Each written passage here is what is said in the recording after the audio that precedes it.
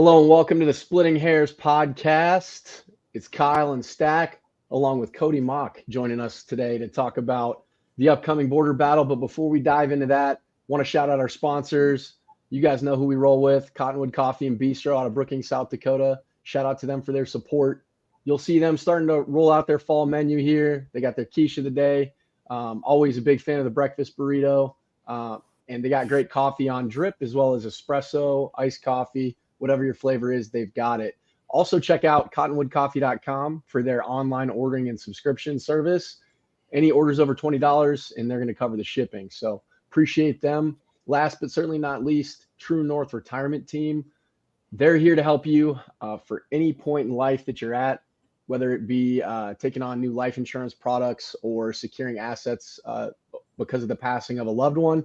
They're here to help you out. So for a free consultation, hit them up at 480-323-5801.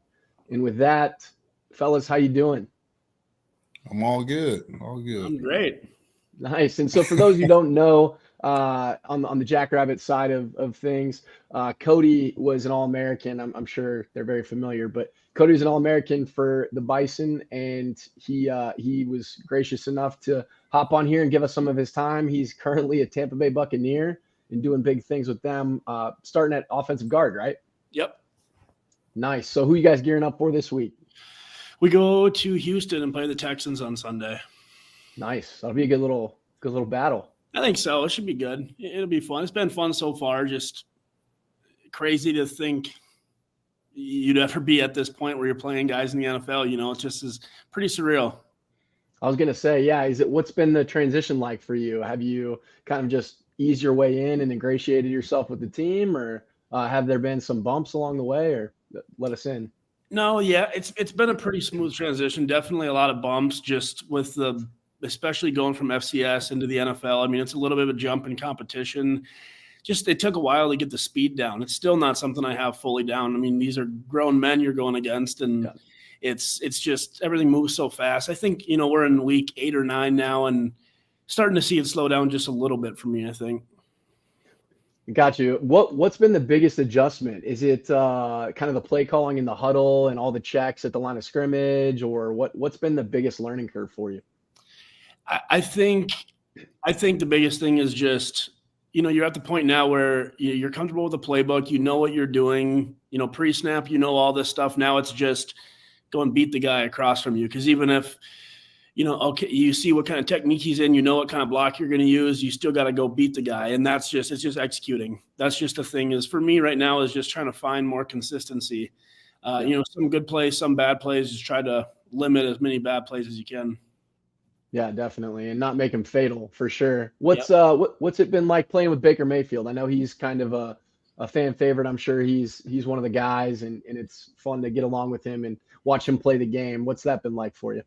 Oh, it's awesome. He's an awesome dude. He's exactly what you see in the media. Just a confident guy, always has his guys' backs. I mean, he's going to lay it on the line. If it's 3rd and 11 and he scrambles, he's going to do everything he can to get those 11 yards. And you want to play for a guy like that. Exactly. And maybe he can segue you into some of these commercial deals he's got. You're protecting him. Yeah, those are great, man. He was the king of those for a little while there. But well, Cody, so you're a Minnesotan. Stack's from the Midwest as well. I finished up my school in southern Minnesota. You are from you're actually technically you're North Dakotan, right? Yep. You were just born in. I was born in Minnesota. Yeah. Yep. Okay. Cool. So you're right on the border there, I imagine. Right down in the southeast corner. Yeah. Okay. Nice. So talk a little bit about what that was like growing up and your recruitment. I'm sure it's very similar to all of us. Maybe a little overlooked, looked at a tight end, correct? Correct. Yeah. I was playing tight end and D end in high school and didn't really have a whole lot. I mean, it was pretty much pick a D2 school or something. I mean, those are the only ones that were really talking to me. And then kind of late, NDSU and UND were the 2 FCS schools that started talking to me. Both wanted me to walk on. And once NDSU offered that, I mean, for me, I kind of grew up NDSU fan, so it was always a no-brainer. Like, if NDSU wants me to play there, I'm going to go play there. And so I went there and thought I was going to be playing tight end my whole time. But about a year in, got moved into the offensive line, and now it's a completely different world. I bet, man. Yeah, I was checking out some of your stats in prep ball. You had over 1,000 yards receiving, and they still wanted to bump you down to the offensive line. Well, you gotta realize I played 9-man football in North Dakota, so some of the corners were 5'4". You know, I'm 6'5" out there, so That's true. throw it up. That's right. So it's a little skewed statistically. A little bit, maybe. Gotcha. What was the conversation like? I switched positions as well, just due to injury on the defensive line. So that's where Stack and I relate. Obviously, he's a big chain gang guy, but I switched to tight end, and I welcomed that. Could lose a little bit of weight and do that thing. But as far as you going down, having to gain some weight, having to play a little bit different style of play, what was that like for you? It was our O-line coach my entire first year had always joked about it, just because, every week I was gaining 1 or 2 or 3 pounds. It was kind of going on that trajectory. And he was always joking about, it's not going to be very long until you're in my room here. And I'm like, yeah, okay, buddy, whatever you say. And spring ball, I think it was, I started taking some reps in that O-line, and I'm like, dang, they actually might do this. And I was okay with it. Like, I like our O-line, like, as every O-line is, they're wired a little bit differently in the head. And I feel like I've always kind of had like an O-line guy mentality and like sense of humor and whatnot. So, I welcomed it, and it was fun. We had a lot of good older guys to learn from. It was a good transition. Nice. Certainly a great career move. That's how it's played out so far. Yeah. Bank account's probably feeling a lot better than probably thanking me for that move. That's right. Well, back when you started at North Dakota State, so like you started off your career, was that 17 or 18? 17 was my first year. So 17 you redshirted, and we'll kind of dive into the rivalry game coming up here. That's what this is all about this week. That's why I wanted to have you on. So 17, you guys have all the momentum in the world.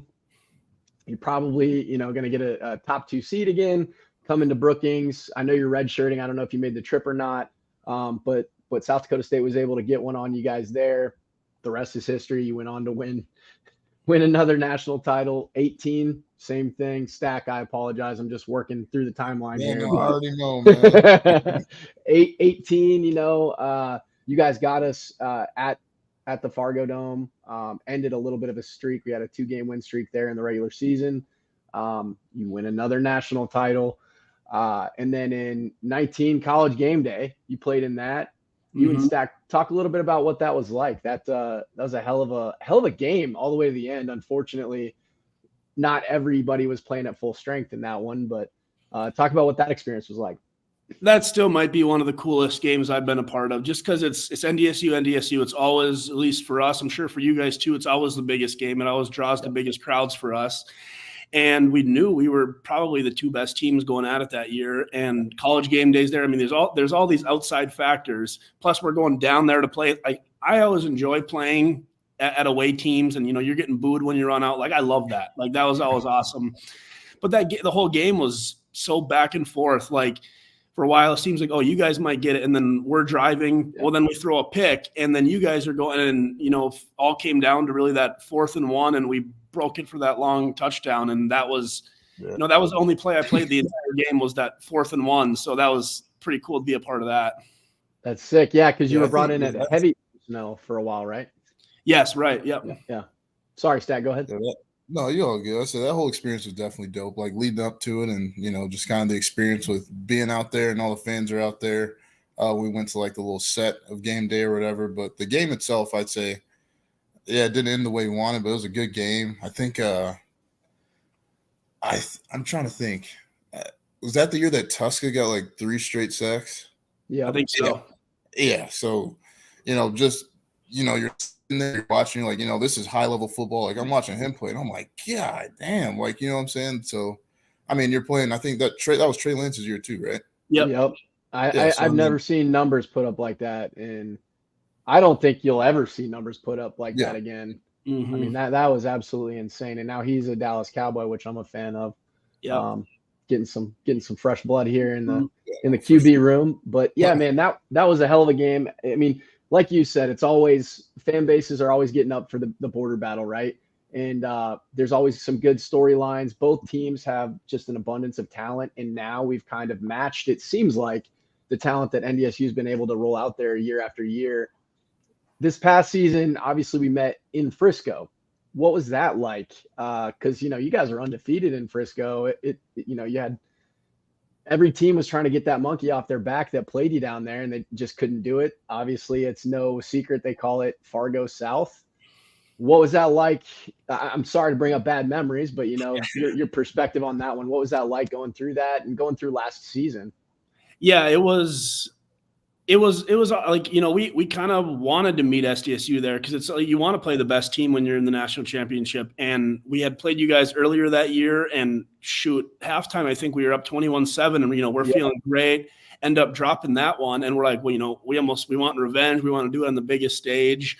And we always feel like we play so well in Frisco just because, we've done it quite a bit the last however many years. So we felt like we had that advantage. And still, the whole, couple weeks leading up to the game, we're juiced. I'm sure SDSU guys were juiced, and, we kind of got out executed pretty bad that game. So it's tough to lose to your rival, especially on the biggest stage. Yeah. And, man, Coach Rogers, our coach, who's my teammate, I played with him back in the day. He keeps everything in pretty good perspective by just saying, football is kind of fluky, right? You need a lot of luck too, especially when you're two of the elite programs. Because, we've been on the raw end so many times against the Bison in your squad where we lose a starting quarterback when we're driving the ball. We just get the yips in the playoffs, or we constantly draw you guys on your side of the bracket and you have a higher seed. So it's like finally kind of knocking some of the rust off and winning the games that we were supposed to, like the UNIs, like some of the SIUs, games that might have tripped us up in the past. It feels good because the whole time when we were both kind of on our ascension, it always kind of felt like, well, whoever wins NDSU, SDSU is probably going to be the national champ or in the national championship.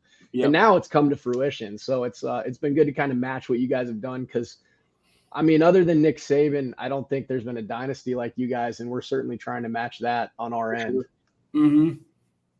So in terms of like preparation going up into the week, and Stack, hop in if you have any questions at all, but going into the week of preparation, what's it like with you guys? Is there like a calm when you're taking on SDSU? Is there like added energy, added juice? Is there a little like piss and vinegar in your step? Like, what is it? For us, we try to, our coaches will tell us like, not that it's just another game, but trying to not like get us too overhyped for the game, because we're going to do that on our own. Coaches will tell us, just face this opponent, just treat them as they are. But we're always juiced up during that week of practice, and it's always so hype. And like the jitters you get before that game are real. Like you get more so that game than any other game. And so we try to take an approach to it. Like, we're just playing someone, faceless opponent, trying to do that. But we all know who we're playing. We all know what this means. So there's definitely a little bit more to it, I think, in that game. Nice. Stack, how about you? What was the approach? Man, you got to walk us through your 22 power here, man. We got to hear it from the GOAT himself. Walk through the power, you said? Yeah, man. Come on, man. We need to hear it from the GOAT's mouth, bro. A lot of reps. I'm telling you, day 3 of fall camp, when it first hits, your first padded day or whatever it is, guys are so juiced up and just to go smack heads. It's really it's having every single guy on the same page. Just, we know what our combo is going to be, who we're going to, just, making that clean, fullback getting a good kick out. And really it comes down to, we could block it perfectly up front, always going to have to make a guy miss. And that's something that our backs do so well with that is, we try to give them the cleanest hole they can.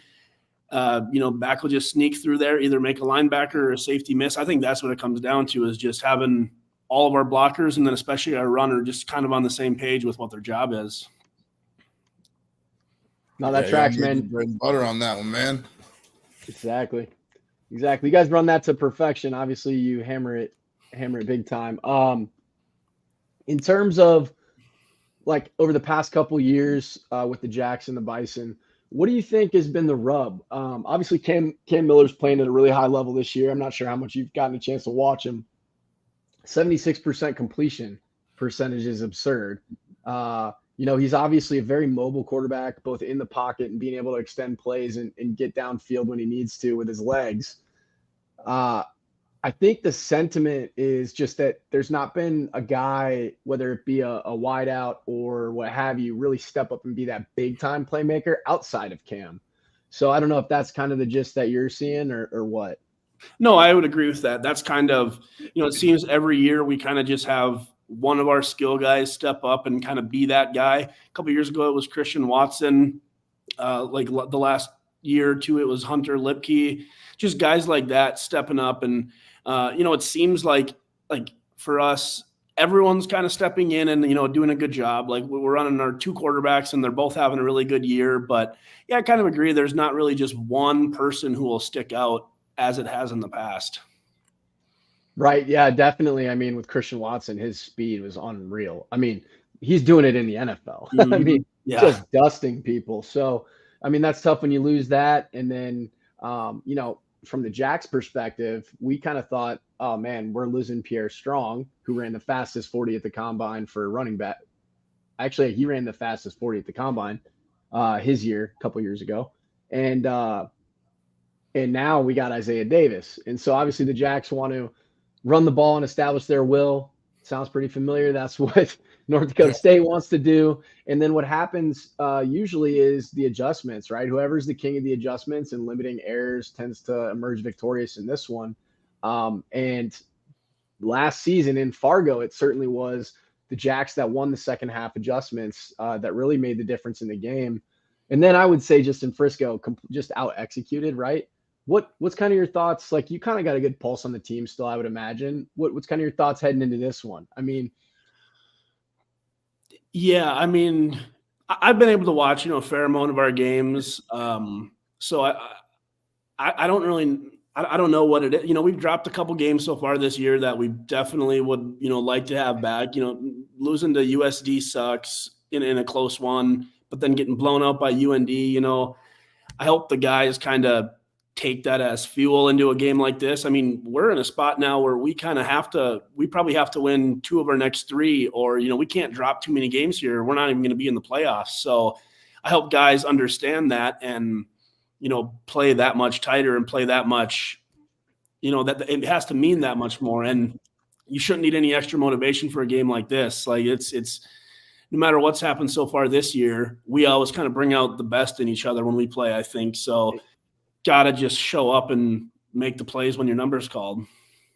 I would wholeheartedly agree. Last year, I thought you guys were going to run away with it in that first half. I was like, talk about your first quarter call sheet, how dirty that was. Like, I think you hit big chunks on every play, which is a testament to Jimmy Rogers too, and Tyler Roll for putting together that play sheet, and then Coach Rogers making those adjustments. Because man, you're talking about his job wasn't going to be on the line, but you get run like that with one of the better teams that you've ever had in program history. That doesn't look good, right?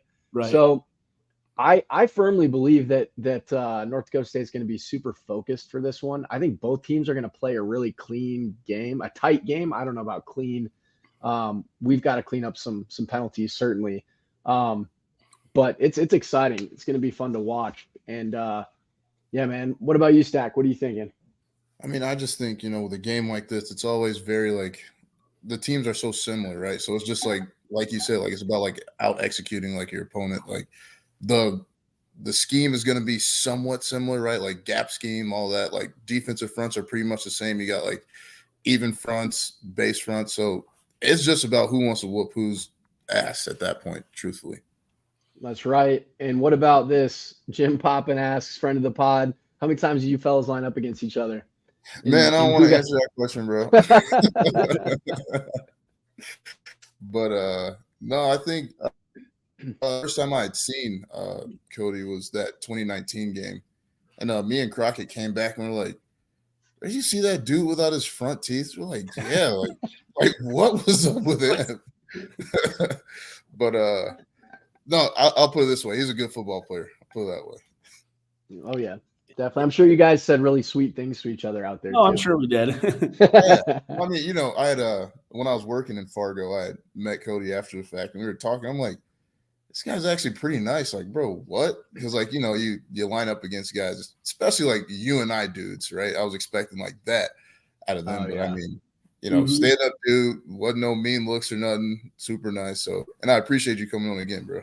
Oh, of course. Thanks for inviting me.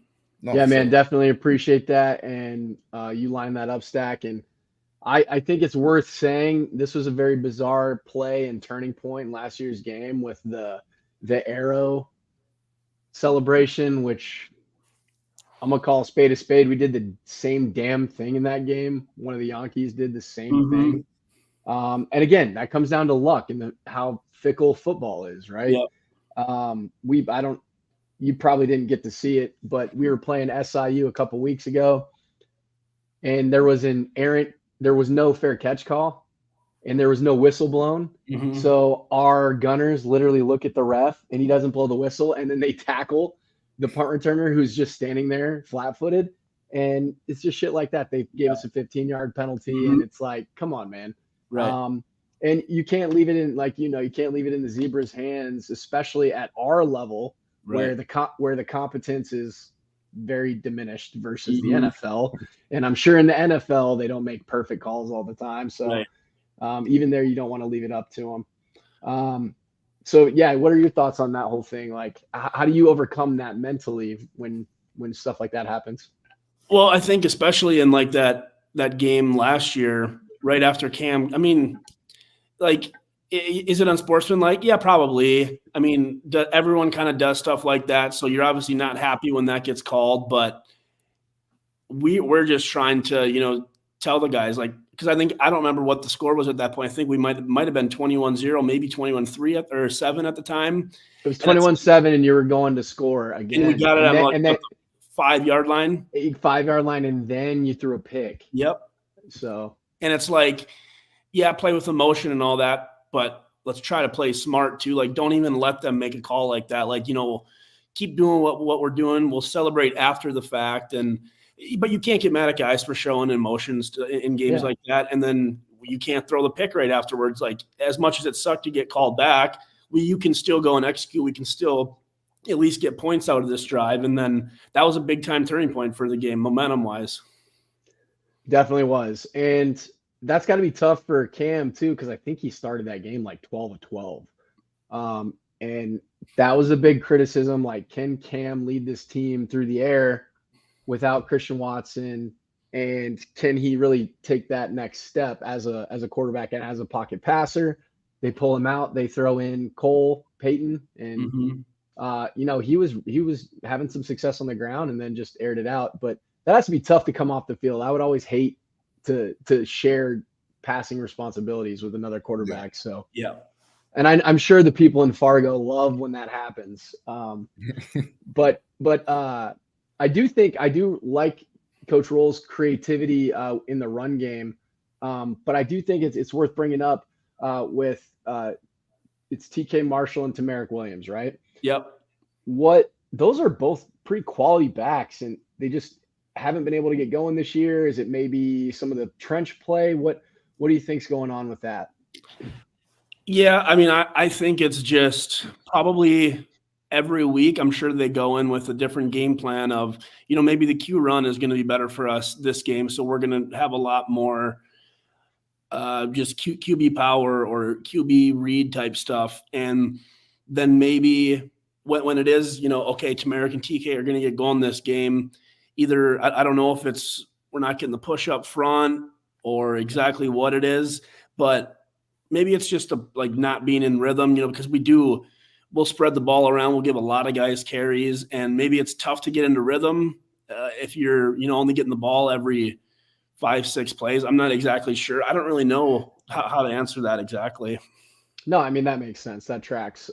And going with the hot hand, Cam has an incredible feel running with the football, which is interesting because Mark Gronowski, our quarterback, I would say he's more of he's more of a pocket passer, but he's a true dual threat as well. Mm-hmm. Like Cam, but I think he'd prefer to sling it around. And where do you think the biggest I would say advantage lies with either one of the squads right now? Historically, I would say this just to paint a picture for everybody.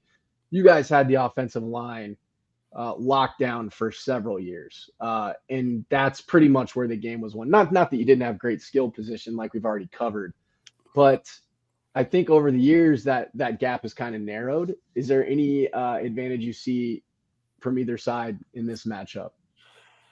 Yeah, I really agree with that. I think that, I've even I've watched a little bit of the SDSU games. Just they're on an hour before the Bison, so I'll turn them on a little bit, and their O-line's killing it. Like they have a really good offensive line across the board. So I don't really see a clear advantage that way either way. Like both are playing. I think both are playing well right now, and really, if you look at it, I mean, I don't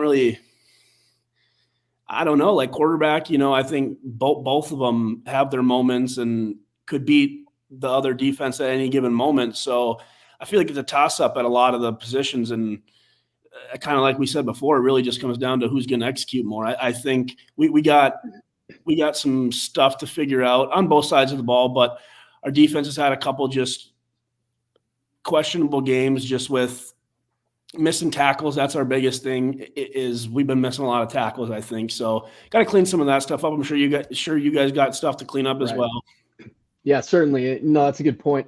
As far as like trench play, flipping it over to the other side, it sounds like Eli's brother Will is out for this one. Those are both guys. I would say Eli's probably the better one, or the more gifted one currently anyway. Is that going to really hinder you guys, you think, with Will going down, or you got next man up mentality? Or yeah, I mean, we've always kind of had the next man up mentality. I think it will hurt our depth, especially. Like that's the thing that I think both of our programs have done better than anyone else, is the ability to just roll 4 guys in, roll 4 guys out, and just kind of guys are so fresh on the D line. So, and we'll have someone step up and play in Will's place. And it sucks to lose a guy like that. Will's been playing well. He's a good D lineman. I'm sure. I mean, I know our mentality is going to be next man up, but hopefully someone can step in for the productivity he's been having. Yeah, definitely. I mean, these guys too, like North Dakota State, they essentially have 4 guys starting, right? So, I mean, I think I forgot the kid's name, but 56, I think he's from like Kansas or something like that. But I think he's a pretty gifted player. I think he's done some really good things in the past, these last few weeks. I mean, I think our O-line has a real challenge in their hands this week. Like first, like really legit D-line they're going to see. Because I think, the way Eli's been playing this year, he's, knocking at the door, being like one of the best D tackles in the Missouri Valley and FCS in general. So I'm interested to see how, like Mason, those guys kind of accept that challenge, and how our play is going to translate to a guy like that. So, yeah.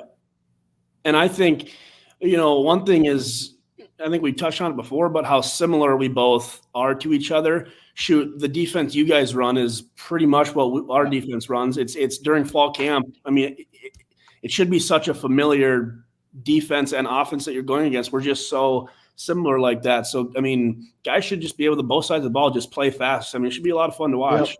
Man, I couldn't agree more than that. I don't know. I was on the offensive side as well as you, Cody, and I couldn't friggin' stand the 3-3-5 bullshit or odd fronts. Mm-hmm.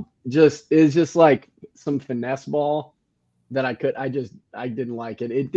It doesn't match up well with us either, what we want to do, but it does when you play teams like UND, and we beat the brakes off them and just ran right at them. And that's what you got to do. You got to run right at them. And I think personally, I don't think they're better than North Dakota State. I think that was just, they caught you every play, whether it's special teams, a guy out of place on a just straight give up the middle, and then he just houses it. Just, they kept catching you out of place here and there. And, it's a game of large numbers, right? Odds. The odds are at some point you're going to drop it to the team that you've owned for however many years, right? So that's just going to happen. And, Yeah, in terms of the Jacksons and NDSU, like we couldn't be more similar in so many ways. I think this is another title bout.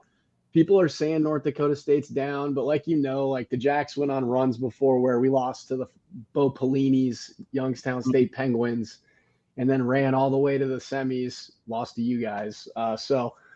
Which was the effectual, in my opinion, title game, because I think in that 18 season you just beat the hell out of Yeah, it was like Jacksonville State. I still remember or somebody else. Yeah, no, the 18 game where they played us in at the Fargo Dome. I remember last year I was talking to Carlton Littlejohn, a linebacker they had a while back. Yep. I think they ran for something like 400 yards on us that game. Like I had never felt more embarrassed in my life. Yep. Oh yeah, and they're running at us out of all different formations too. And they're playing the Texas song at the end of that game. I was like, oh gosh. I was like, I can't keep doing this. Yeah, I know, that's crazy. Hey, Jim Poppin here says he lives in Pierre, hometown of Gray Zabel. Any fun stories about him? Oh boy, I got a lot of good stories about Gray. I'll keep it, pretty PG. Yeah. A lot of good pheasant hunting in like the Pierre, and so they farm kind of north central South Dakota. So a lot of good memories of just booking it down there in the off season, right at the pheasant close, and just whopping some roosters. It was a lot of good hunting stories with Gray. I think that's probably the PGest ones I can tell. Love it. You guys were just drinking water and stuff, so it's all good. We know. Right. And then, so hockey line changes here. Pretty much NDSU is able to roll out droves, same as us. Obviously want to keep an eye on that injury bug for both sides. We relatively unscathed, both teams. Actually, I should ask, if Cole, is it Wazinski? Is he out? Yep. Neski, I'm slightly dyslexic, so is he out or is he going to be playing? I'm not exactly sure. I guess I would assume if it's something he's battling, probably going to do everything he can to be back for this game. So I haven't really heard anything about him. Gotcha. Okay. Jim says thank you for the stories. You're welcome back on anytime, man. We don't want to monopolize all your time here. We know you got stuff going on, and you got a game coming up. Remind us all who you're playing again this week. We play the Texans. Yeah. Yep. Nice. So before we let you go here, who's been the most fun team to compete against that you've played so far? I think for me, the coolest game happened to be our season opener. We went up and played the Vikings, which was cool because, first NFL start, first NFL game, and it's the closest NFL team to my hometown, to Fargo. And oh my goodness, I bet I had 600-700 family and friends just from the area who went there. So that was pretty special and pretty cool, I think. Love that, man. That's cool. Great memories. And, your squad got to open the season there too with a dub. So that's cool. Well, man, we appreciate it. We'll let you go. You can stay on if you want, but we're going to talk predictions and stuff. Not that you need to weigh in on all that stuff, but actually, if you want to, do you have any predictions? Yeah, I'll give one. I was trying to think of this earlier. I didn't really know how to go with it. I think it's going to be a really competitive game, even though, we've dropped a couple games and, not playing as well as we'd like to. Always a good game between the two of us, always going to be competitive, I think.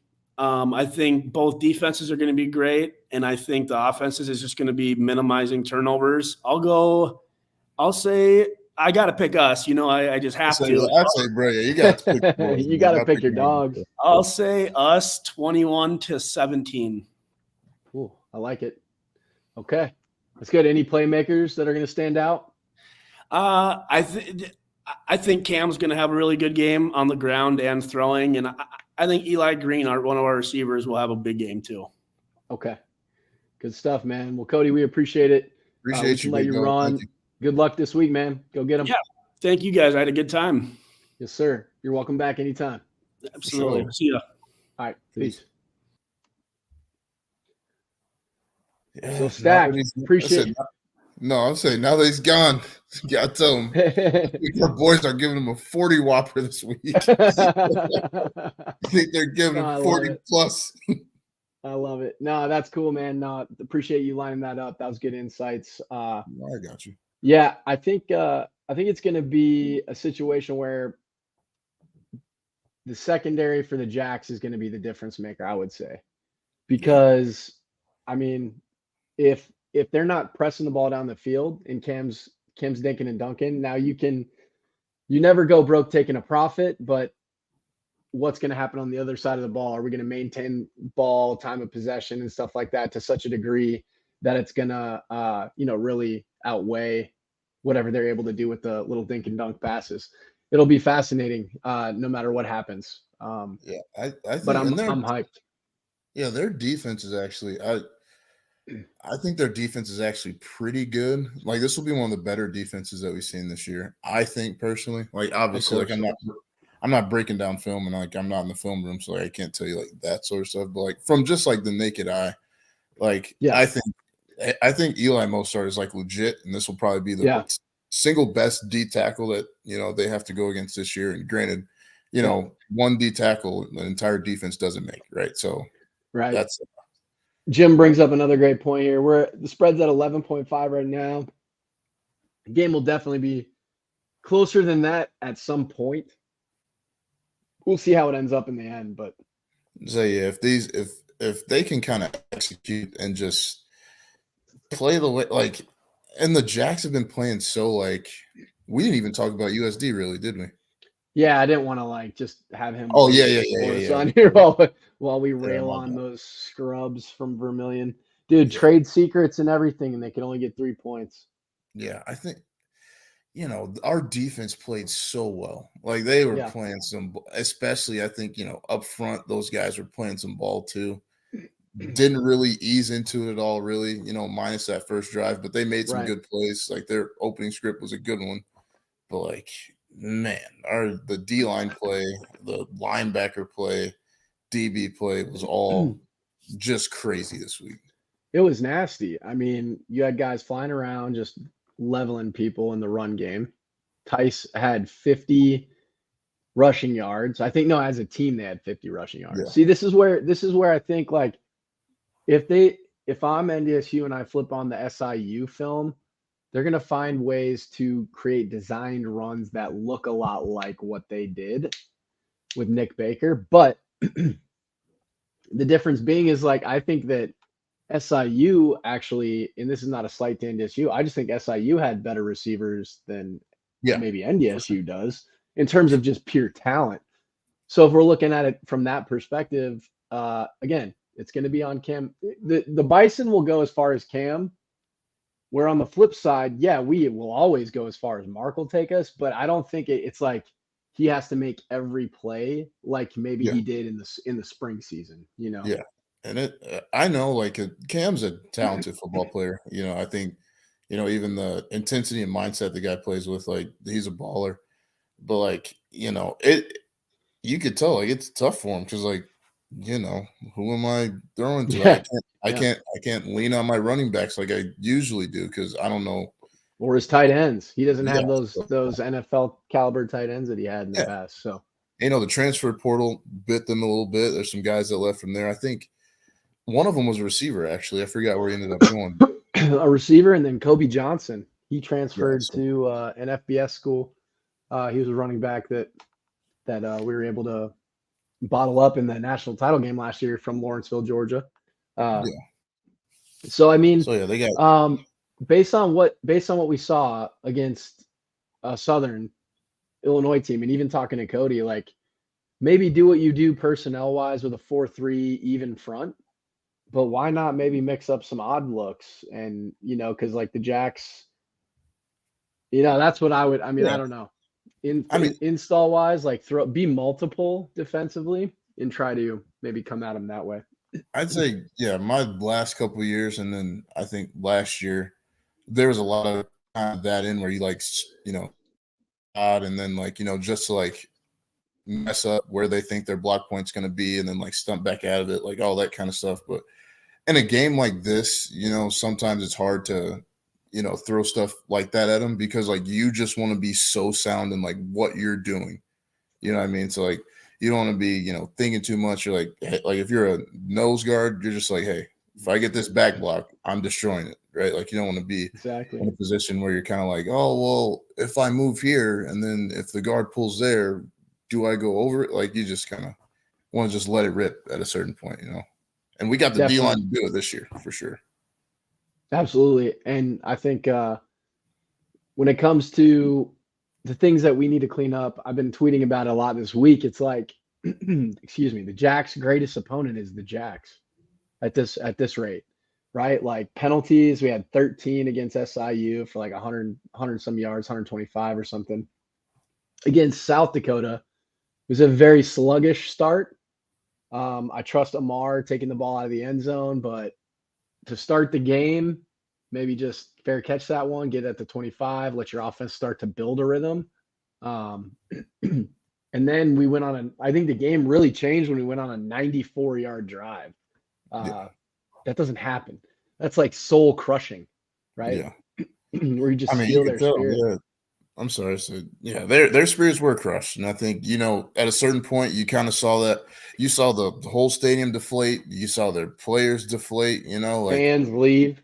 I say, yeah, this isn't to like make fun of anyone or something like that, but just like as a player, right? Like that number 4 guy's our best player, right? You're on the sideline crying. If I'm on the team and I'm looking at our best player crying on the sideline, yeah, and it's he's still not in control of his emotions. Yeah, and it's still the first half. I'm like, no crap, your team's going to be demoralized. You're making it, you're almost making it about you right now. Like, I can't play. Like, at that point, this is like a teaching moment. Like, you got to step and be a leader. Like, you got to be like, hey, exactly. I'm not playing. Let's I believe in you guys. Let's get it done. Right? You can't make it about me because now you're on TV and now you got Tolu tweeting about, hey, clean it up, right? While you're on national television. So, learning moment. If any of you guys are ever in a situation where you feel like you're about to burst into tears or something like that, man, keep your composure, encourage your teammates. Like Kirk Cousins did, what was that, last weekend? Exactly. He torched his Achilles, bro, in a cold environment on Lambeau Field and was still like hobbling off like a G. I won't go as far as Ryan Clark to say he Kobe Bryanted it, where he nailed those free throws and then walks off the court. I mean, that's not quite there, but he took it like a shield. Exactly, it's in that same kind of vicinity, maybe. Yeah, in the bubble. But I think when you look at just crushing the USD spirit, to have your backup quarterback go in and just absolutely truck people, and I think we could have probably said, Mark, you know what? Go ahead. You got an off day. I'm not even trying to clown on USD, but the way that Chase Mason runs the football, good Lord. Like we could have Montana State game planned them and never threw the ball and just ran QB power and ran it right down their throats. Honestly. So we got a shout out to Mar too for hitting him with the Shadur the whole game. I know that was so sick. Funny. That was like, sick. Bro, I love that so much. Hey, so Ray is weighing in here. Ray Gernowski, do you think that they would ever put 8 in the box and just say, hey, we're not going to let you run the ball? I think they're going to do something, like Ray says, to try to get us off kilter. See, I don't. Maybe run some cat blitzes. I say, I bet boundary blitzes. Maybe seesaw the safeties and send a safety to run fit. And then they're gonna be living on the edge, but they're gonna do something. I bet they're gonna throw a wrinkle in up front too, for sure. Oh yeah. Like just because, not that it gave us like huge problems, but like that Southern Illinois game, like they had some success, right? Like stopping the run a little bit. And like I bet just to kind of get the guys off their mark, so you kind of have to fit plays differently. I bet they throw maybe like an odd front or a 3-man in there just to see how you react. Totally agree, and I pray to God they try this 5-man front, because you know what that means. We'll be running slants all day behind them, tunnel screens. We will gash them to high heaven if they try a 5-man front. That's a good point, though, Seth. They got to pick your poison, man. If they try to run the 4 front, I do think Amar and Isaiah are going to eat. And talk about Angel Johnson. Yeah, Damn, dude, he looks jacked, by the way. he Last time I is saw him, he so was not that jacked. big. Oh, like me No. and Croc saw that picture on Twitter. We were like, dude, what has he been juicing or what? Well, you got to remember he's like what 19, 20 now. Like Yeah, he's a pup still. yeah. So So, but yeah, whatever I he's think, doing, yeah, I really hope it's that. whoever's in that water in Viborg, Hurley, wherever him and Chase are from. They're both Yeah, I together. guess, bro, because they were doing people bogus. Like there was one play where Angel like he spun and then made two guys fall and then like dove and then the defenders like went helmet to helmet. It's like, oh Oh, and they hit each God. other. Yeah, and he like dove and got down. Yeah, man. There was oh my God, I forgot his name. There was a running back who went to Florida State. Oh, Warwick Dunn. Warwick Dunn was so good at that, but getting what he could get and getting down. And that play reminded me so much where he did that inverted spin where Angel did that and then got Mhm. down. It was crazy. Yeah, and to Seth's point, Derek Johnson was in uniform last week, and he might get broken out pretty soon. I'm telling you, man, our running back room is just fine for the future. I mean, and that's no slight to Zay. It's like I watched Derek Johnson play in the spring game, and my God, he can move too. Yeah, Um, there's really no end in sight for these guys, and our coaches have done a great job in recruiting because they're getting them from all over, right? all over. And even like the position change because Angel was he was a slot receiver, I think, when I was still there. Yeah, And they had just switched to running back, and seeing the success he has, and our coaches seeing something in you as a player that you probably don't even see yourself. So I think sky's the limit for the way they're recruiting and the entire groups they're putting together because it's not like, oh well, we just got a good guy here, good guy there. Like even you look at and our quarterback room, like all three of those guys could play. Like all three of them exactly. are legit quarterbacks. And you look at what we just talked about with Cody. It's like great coaches will see potential for you for your career, for what's best for the team. And a lot of times those coincide. And just take the coaching, kind of like you said, with like control your emotions. If you're the USD guy, control your emotions, cheer your teammate on, control your emotions and your ego, and do what's best for the team. And then sky's the limit. You might be making six figures on, 6, 7 figures on Sundays. Yeah, So yeah, I kind of lowballed him. He's definitely up there, up in the I seven say, yeah, figure man, range. he getting The those second game checks, round. man. Yeah, exactly. I was gonna say what? No decor in your apartment? You just kind of he must be living light, living Yeah, it light. must be right. That I should have asked him what his biggest purchase was when he got his contract. I dropped the ball. But yeah, man, we let's dive into predictions. This has been a fun one. I personally think that um we're gonna drop at least 35 on him. So I'm gonna go 35 to 35 to 24. I'm gonna do the 11-point spread. So one of my former players I used to coach at Minnesota State Moorhead is at North Dakota State right now as a linebacker. His name's Marcus. I gave him my prediction earlier today, actually. So 42-10, and I said 10 maybe. I like it. Hey, that's our average right now, I believe, maybe even less. So Yeah, I just think our defense, if they play anywhere similar to how they played last week as North Dakota State, I don't know what you do about that. And you're our at offense will home. get their buckets regardless, yeah. But if that defense come out and play anything like that, it's bad news bears for them, bro. It is. I don't. The good news is for them in terms of just positivity to keep it balanced is like Cam Miller only has 2 picks. I don't think they've fumbled the ball too much.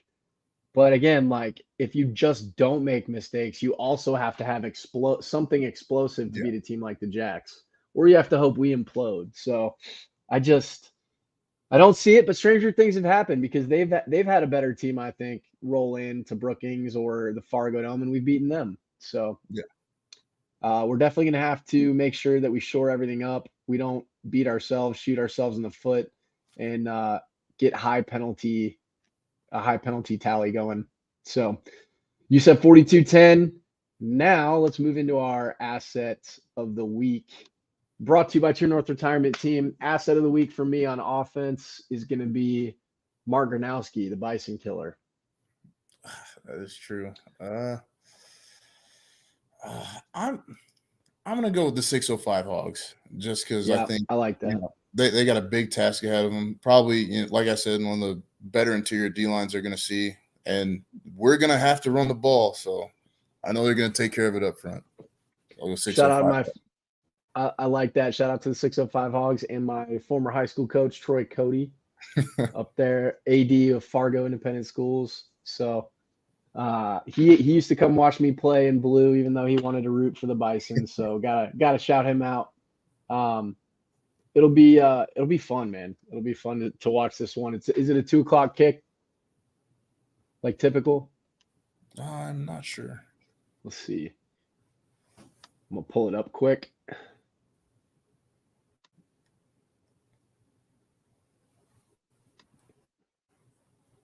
It is at 2 p.m. November 4th, Dana J. Dykehouse Stadium, Midcove Sports, and ESPN Plus. So that'll be a good one. Asset of the week, I've got Mark Gronowski. You've got the 605 Hogs. Switching over to the defensive side of the ball, I'm going to go with Jason Freeman. I've been picking Stallbird. He's been balling out, and I still think he's going to have a hell of a game. He's really risen up. It's been good because they've been able to kind of spell Bach a little bit, maybe put him on a little bit of a pitch count and not really driving him into the ground as he starts to work his way back into game shape and get his leg right. But Jason Freeman, man, he's that dog. He's got that dog in him. A different kind of dude. I think for me, I'm going to stay on the same type of track, but I'm going to go with Ryan Van Marl specifically. I think, you gotta be a dude in the middle, and Ryan has been a dude these last few weeks. We don't need him to do it again against, a team that's going to really want to run the ball against you. The way he's been playing, I expect him to come out there and whoop some ass. So Ryan Van Marl for sure. Let's go, Ryan. It's gonna be a good one. Jim's got Mark on O, Freeman on D. He's been calling it Tucker to house a punt. Oof, that would be fun. I'd love to see some special teams magic like back in the day. 31-13 is a good score too. I like that. Oh yeah. Brian, thanks a lot, man. We appreciate it. This is all Stack tonight, working his connections and bringing the good content to you. It's going to be a fun one. Special teams, I'm going to go John Bell because he's cleaned up the act, and I think that's just allowed Hunter's leg to thrive in the kicking game. Yeah. And then I'll just follow with Hunter just because, he's been going crazy. Lights out. And you never know, man. It came down to his leg last year. So in tight games, you want to have that dog in you, and he's got it too. So, but man, I appreciate it. Have a good rest of the week. This game is going to approach rapidly, and I can't wait for it. And everybody, thanks for watching. Shout out again to our sponsors, True North Retirement Team, Cottonwood Coffee and Bistro out of Brookings, South Dakota. You guys don't feel bashful. Go ahead and check them out. If you want to grab some coffee off their website, make sure you let them know that we sent you. Again, $20 off, get you free shipping. So with that, go big, go blue, go Jacks. That's right, horns down.